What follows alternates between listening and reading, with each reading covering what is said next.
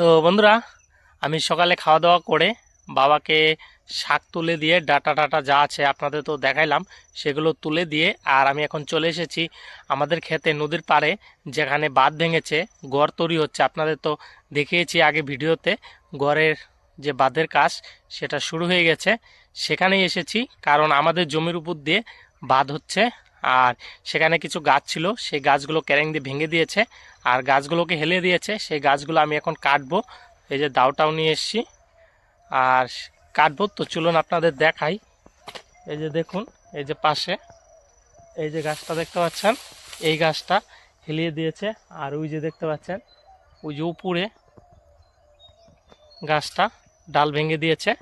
তো চলুন ভালো করে দেখাই। এই যে দেখুন, এই যে দেখতে পাচ্ছেন।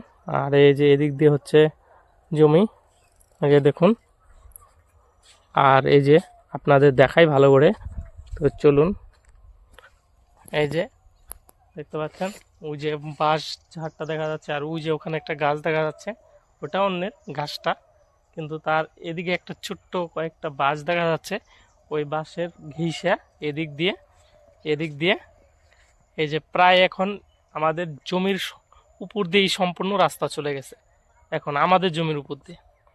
আর যাদের জমি ছিল ওই বেল গাছটা, ওটা ওদিকে চলে যাবে কানিতে।